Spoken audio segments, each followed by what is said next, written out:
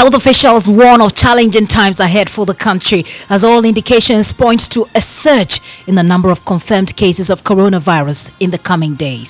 The cases are going up, and to be very sincere with you, we will have to have more cases to go up before it comes down. So don't be very scared if you see the number of cases going up, and we are in a battle. So let us fight together. More as they caution Ghanaians to stay away from public gatherings as frantic efforts are made to trace more people who may have come in contact with infected persons. We seem to have got close to about 600 people that we are trying to trace to check on them whether they have already contracted the disease. And I know the number will be more. So for the next few days and weeks, we are anticipating that we're going to have larger numbers of people who are already having the disease. Meanwhile, as the National Identification Authority remains defiant in the ongoing registration exercise, we'll hear from police in the Eastern region as they hold a 35-year-old man who fired gunshots at the NIA registration center, asking them to stop registration. Top story is brought to you by Bond Savings and Loans. Your success, our passion. Vodafone, the future is exciting, ready, and GASM, the nation builder. I am Gifty Andoh Appiah.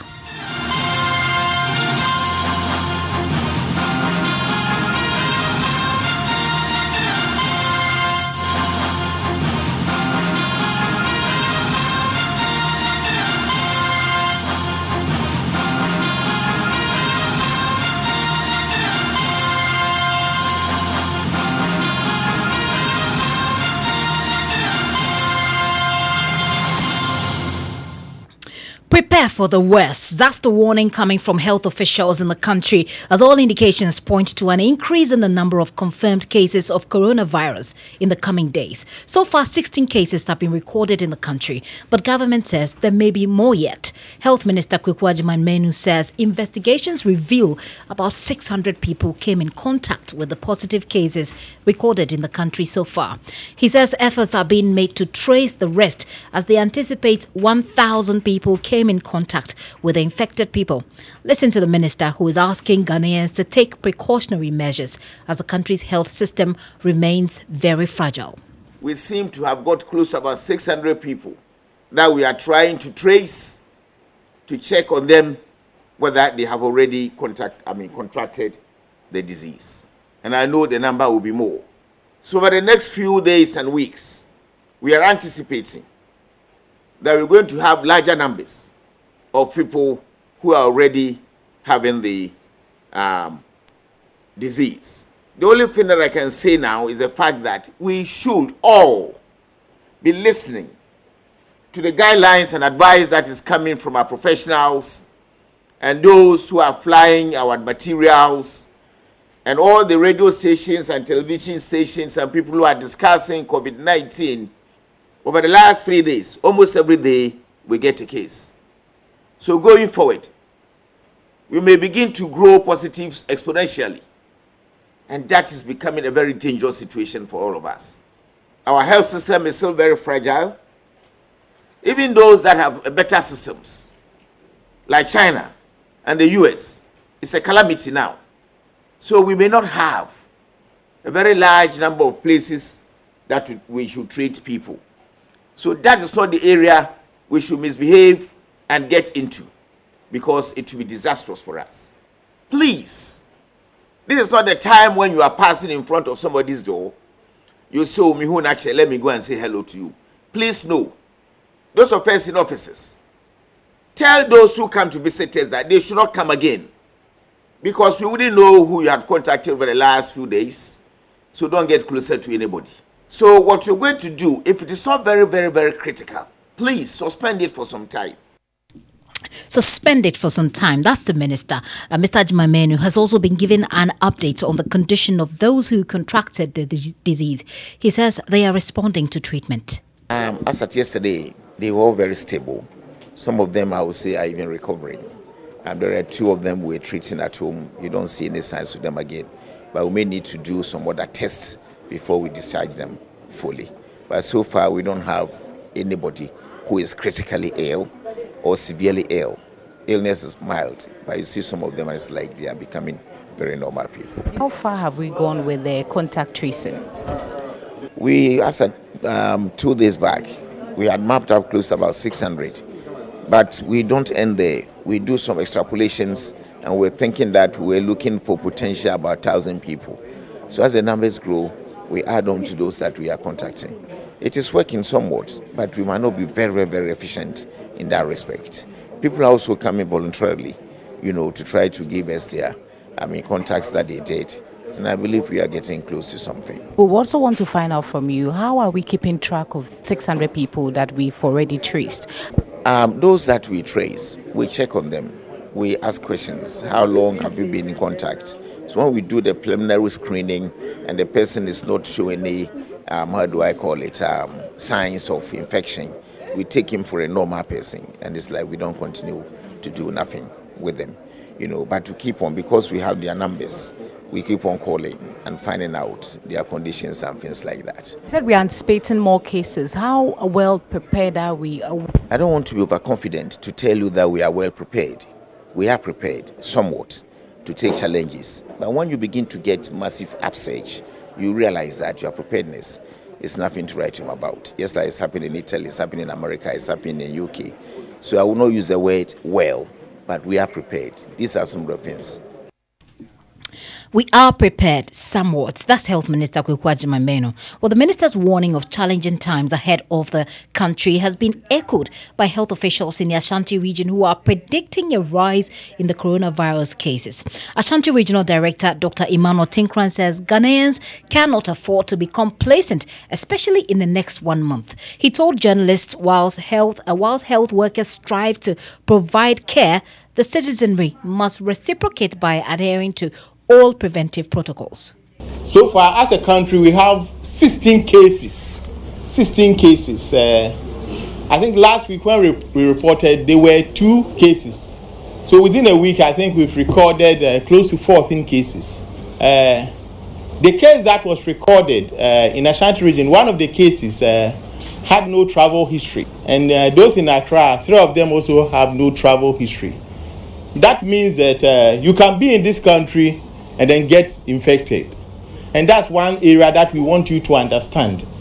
And that calls for risk communication. It means that whatsoever intervention that we've put in place, the President has said a lot, and what we are doing as a country is so important because we are not going to make any assumptions at all.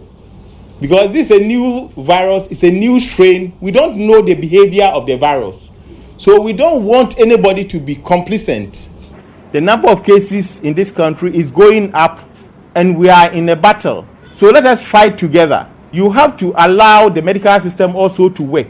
The cases are going up, and to be very sincere with you, we will have to have more cases to go up before it comes down. So don't be very scared if you see the number of cases going up. The most important thing is that adhere by the simple principles. Well, that's Ashanti Regional Director Dr. Emmanuel Tinkran there. My colleague Ohimi Teria was at the press conference. Ohimi joins me on the line with more. Hello, Ohimi.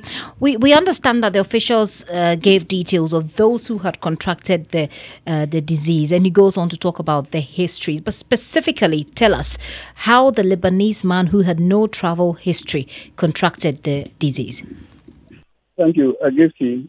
First, as a 59-year-old Ghanaian who we are told lives in the UK, and he is the first person to have recorded the case, actually returned to Ghana through British Airways, and 2 days later reported at the facility with conditions or symptoms that looks like the coronavirus, and test proved positive. Then 61-year-old Ghanaian with foreign roots is what we are told has no foreign travel history, but he reported at a private facility looking unwell. And when X-ray tests were conducted, it pointed to the fact that he may be suffering from coronavirus, and later the test also proved positive. Dr. Tinkran also announced health authorities would undertake tests only on cases that meet COVID-19 case definitions. Yes, according to him, his office has been inundated with calls from parts of the Ashanti region reporting people who had returned from abroad, specifically Italy, Norway, and then China, and asking health authorities to conduct tests on such people. And he says there is a way they go about it, and that is if the case or the person meets a case definition, that is when only they will conduct a test on people they suspect to have contracted coronavirus. Ohimi, thank you for that update. Ohimi Interior there, my colleague joining us from Kumasi with details from a press conference addressed by the Ashanti Regional Director, Dr. Emmanuel Tinkfrang. Now, you may have heard him say authorities would undertake tests only on cases that meet COVID-19 case definitions. But then Director General of the WHO, Dr. Tedros Ghebreyesus, maintains countries must put in place measures to facilitate testing of citizens, not just those who fit the case definition. Listen. As I keep saying, all countries must take a comprehensive approach. But the most effective way to prevent infections and save lives is breaking the chains of transmission. And to do that, you must test and isolate. You cannot fight a fire blindfolded, and we cannot stop this pandemic if we don't know who is infected. We have a simple message for all countries: test, test, test. Test every suspected case. If they test positive, isolate them and find out who they have been in close contact with up to 2 days before they developed symptoms, and test those people too. Every day, more tests are being produced to meet the global demand. WHO has shipped almost 1.5 million tests to 120 countries. We're working with companies to increase the availability of tests for those most in need. WHO advises that all confirmed cases, even mild cases, should be isolated in health facilities to prevent transmission and provide adequate care. So that's WHO's head, Dr. Ghebreyesus, there, indicating the need for countries to test. Well, I have Senior Research Fellow at the Noguchi Memorial Institute, Research Institute, Dr. Kofi Boni, who is joining us to share some perspective on this. Doctor, thank you so much for your time this evening. We've heard authorities say they would only undertake tests on cases that meet COVID-19 case definitions. From where you stand, is that the only way to go? Good evening, Gifty. Could you please repeat the question? I'm asking whether you think the only way to go is for us to limit the way we do the testing to only those who actually meet COVID-19 case definitions, because what we do know is that you could still have people who are carriers who are not showing any symptoms but will be spreading this virus. Certainly that's not the only way to go. But you see, if you are restrained with the resources you have, then you have to come up with a strategy so that you can offer the best service to the nation. So the best way to go is to test and test. If anybody shows, that is those who are index cases or those who are cases, those who are primary contact and even the secondary contact, that is the best way to go. But you look at what you have as a nation. Can you do that? Now we are talking about community transmission. So can we test everybody that is coming from the vicinity of the K0, where we don't know who is spreading it? So assuming we have a community A and somebody has been identified, a positive case, that we said, oh, this person is not an importation. So does it mean that anybody there who shows any fever or shows any fever or symptoms is going to be tested? A fever or a cough or any of the symptoms is going to be tested. So then the country has to come up with a strategy where, looking at what we have, what we can do in this instance. So we are talking about a good recommendation from the WHO, but then you look at what you have and you do what is best for the nation. So, doing what is best for the nation, the United States indeed has been comparing itself to China.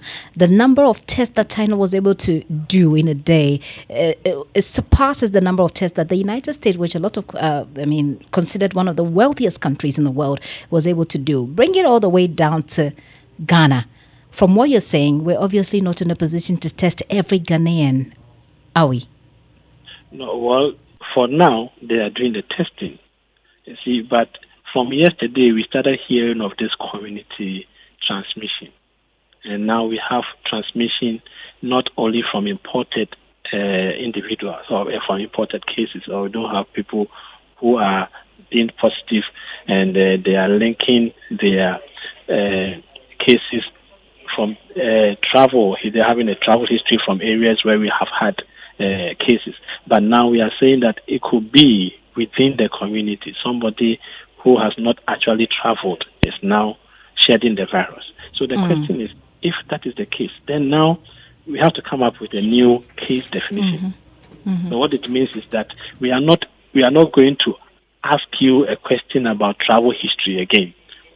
The moment we know that you are coming from an area where somebody is known to be shedding the virus who has not traveled and has been identified as a positive case, you show any of the symptoms, you have to be tested or you have to be seen and your sample has to be taken. And Doc, this is one of the things that health officials like yourself fear the most, community transmission, which is upon us right now.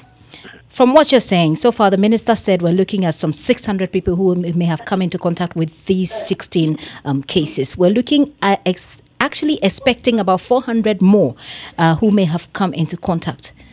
Are we in the position right now? No, but you see, all this 600 and so that he's talking about, when the epidemiologist people, when they go in, they'll have to classify them. They'll certainly have those who are primary contact, those who are very close, and they'll have those who are casual contact.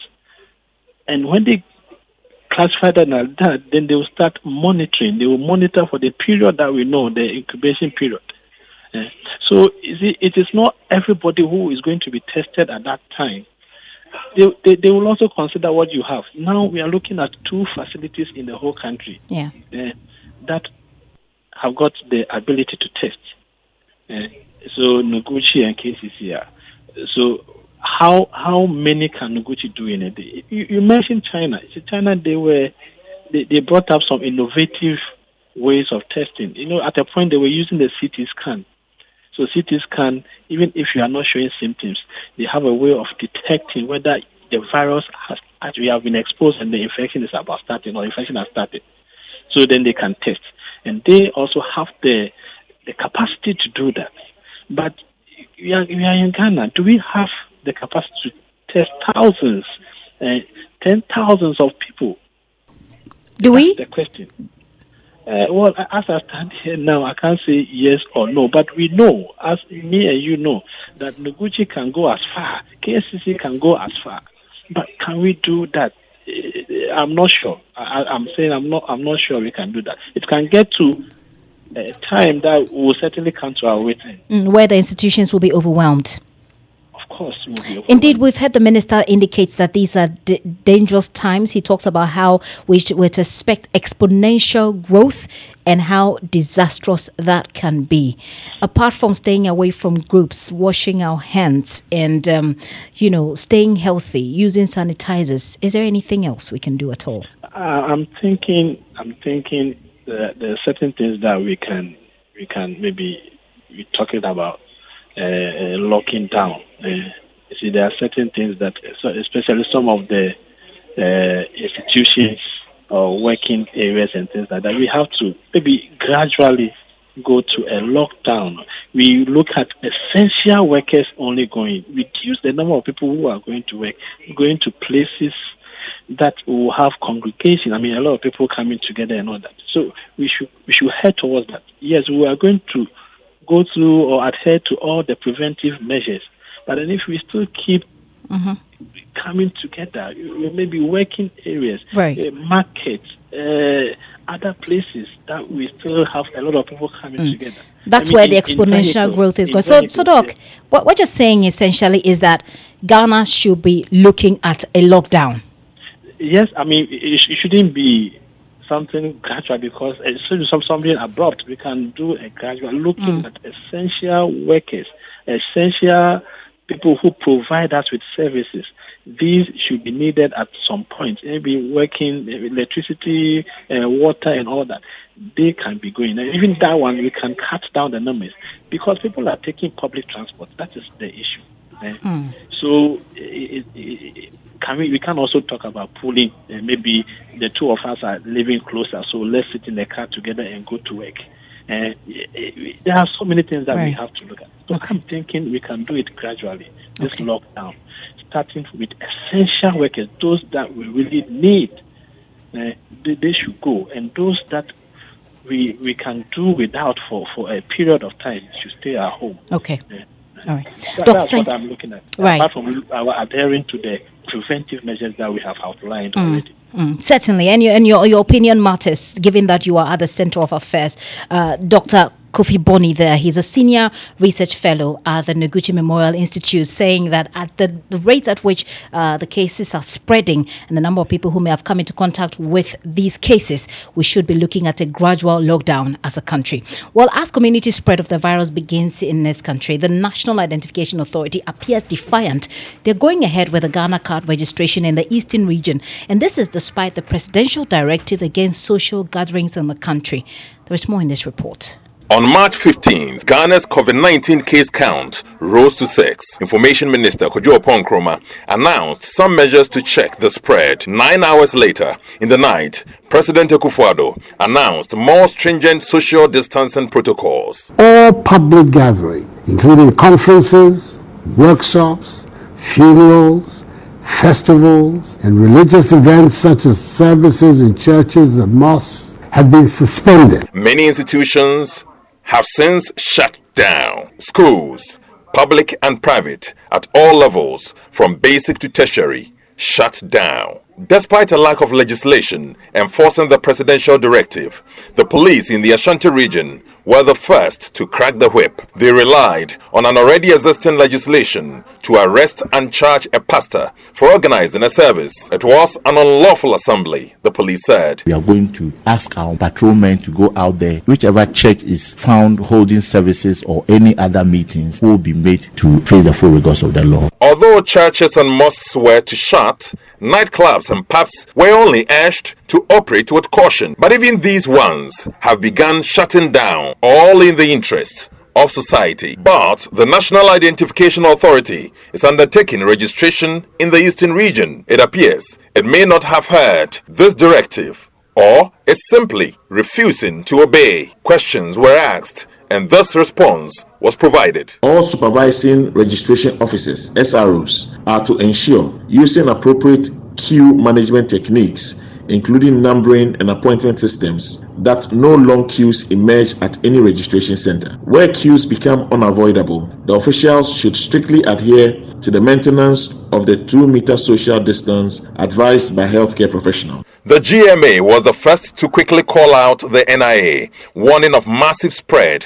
of COVID-19. If we are not lucky and people filter through the net and end up being positive finally, but have already spread the virus around, then the community, the NHIS staff themselves, and the entire nation will be at risk. And this is going to be very safe. Ghana's case count now stands at 16. Shraj and some citizens are worried, and already a suit has been filed against the NIA. If you tell the people don't go to church, don't bury your people because it will bring about crowds, we should send the same message concerning registration. So in the nutshell, churches shut, mosques shut, pubs shut, nightclubs shut. But for the NIA, this is the reality. So how soon will the NIA heed calls from various quarters to halt registrations with lives on the line?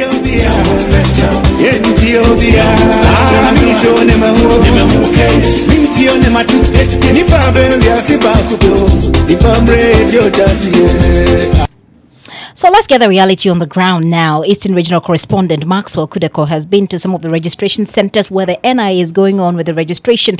He joins me on the line with more. Maxwell, you were on the ground earlier. Is the NIA still registering people as we speak? Exactly so. From all indication, the NIA is not ready to heal to the call from stakeholders, as it were, to shut down or cut the registration process. For all the centers I have visited, registration is going on. There are certain level of adherence to the crowd control, especially within the perimeter where the registration officials are. But outside the perimeter where the registrants are supposed to wait and take their time, it is very difficult to control the crowd there. And then also, since yesterday, the NIA started distribution of some hand sanitizer at some of the centers. So basically, that's what is happening on the ground. Well, you have been speaking to some of the people who queued up to register. Are they aware of the directive against mass gatherings, and why what have they been saying? Most of them are very much aware of the directive. Few are concerned about the crowd control. Others seems not to be worried about this situation. When I came here, for the beginning, the number is normal. But after when they just calling people to start the thing, I've seen that they are too plenty than the number government said. So as for me, I'm very afraid of them. And this is how the people are gathering. I'm afraid. If they can stop it and give time to continue, it will be better. So you heard some of the people who queued up to register today. Well, still in the region, the Aseswa police is holding a 35-year-old Stephen Tete for firing gunshots at the NIA registration center near Aseswa in the eastern region and also destructing the process. Stephen Tete entered the Obeyemi registration center wielding a single-barrel gun and ordered the NIA officials to halt the exercise amidst the firing of shots in the air. DSP Ebenezer Tete speaks for the Eastern Regional Police Command. He's been talking to Joy News on this development. Yesterday, the police in Aseswa received information that a 35-year-old man, Stephen Tete, went to one of the registration centers in Aseswa area. That is Obeyemi registration center in Aseswa. While the officers were preparing to set up for the registration exercise, he started firing gunshot from a single barrel gun and ordered the officers to stop the exercise amidst the firing of the gunshots. When the police received the information, the Aseswa police quickly moved in and the suspect was apprehended. As we speak now, he is in the custody of the Aseswa police. He is being processed and will be arraigned before court today. The charges to be preferred against him are being on premises without lawful authority, firing of firearms or possession of firearms without lawful excuse, and other charges. The other charge include causing fear and panic. So we will be arraigned before court today. We hope to have him remanded to continue with the investigations. DSP Ebenezer Tete there, he speaks for the Eastern Regional Police Command. So that story is certainly developing, and we'll bring you more of that in Ghana Connect. But remember that top story is brought to you by Bond Savings and Loans.